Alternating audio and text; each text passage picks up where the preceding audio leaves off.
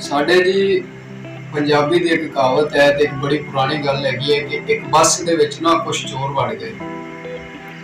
ਬੱਸ ਲੁੱਟਣ ਲਈ ਗਏ, ਬੱਸ 'ਚ ਵੜੇ, ਉਹਨਾਂ ਨੇ ਬੱਸ ਦੇ ਵਿੱਚ ਗਏ, ਸਵਾਰੀਆਂ ਬੈਠੀਆਂ ਹੋਈਆਂ ਸੀ, ਉਹਨਾਂ ਕੋਲ ਚੋਰੀ ਕੀਤੀ, ਉਹਨਾਂ ਨੇ ਸਮਾਨ ਲੈ ਲਿਆ, ਔਰਤਾਂ ਕੋਲੋਂ ਜ਼ੇਵਰ ਲੈ ਲਿਆ, ਬੰਦਿਆਂ ਕੋਲੋਂ ਪੈਸੇ ਪੂਸੇ ਲੈ ਲਏ, ਚੋਰੀ ਕਰਦੇ ਰਹੇ। ਚੋਰੀ ਕਰਕੇ ਜਦੋਂ ਨਿਕਲਣ ਲੱਗੇ ਨਾ, ਇੱਕ ਚੋਰ ਨੂੰ ਯਾਦ ਹੈ ਕਿ ਯਾਰ ਆਪਾਂ ਨਾ ਕਿਉਂ ਨਾ ਬੱਸ ਵਾਲਿਆਂ ਦੇ ਕੋਲ ਦੁਆ ਹੀ ਕਰਵਾ ਲਈਏ, ਇੰਨੀਆਂ ਸਵਾਰੀਆਂ ਬੈਠੀਆਂ ਹੋਈਆਂ।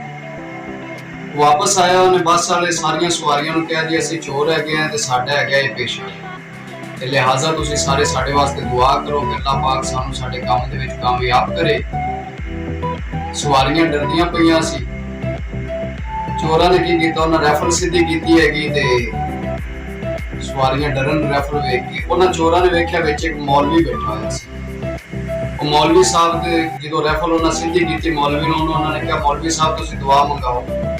मौलवी साहब दुआ मंगाने लगे, अल्लाह करे जी अल्लाह पाक तुहानू कामयाब करे, जेड़ा तुसी काम करदे पे जिंदे च कामयाब होवो, कोई परेशानी ना होवे तुहानू।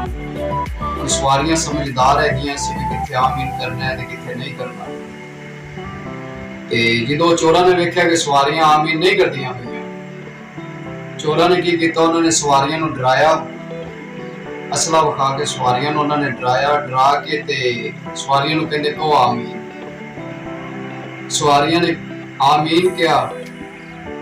वो हिसाब है जी साडी हुकूमत दा, इन्हां ने चोरियां भी कर लईयां, लुट भी लिया, आवाम महंगाई दे विच रगड़ी गई ते हुण वो हुकूमत ही साडी जिहड़ी हैगी है सानू कहंदी भी हैगी है कि दुआ करो कि असीं कामयाब होइए। हाले तक साडी हुकूमत कामयाब नहीं हुई ते लिहाजा साडी हुकूमत नूं चाहीदा है कि आवाम दे बोझ थोड़ा जिहा घट ही पावे। उम्मीद है वीडियो तुहानू बहुत अच्छी लगी होएगी। अगर ये वीडियो अच्छी लगी है तो आपकी राय कमेंट बॉक्स से जरूर दसिए। दुआवां च याद रखिया जे। अल्लाह।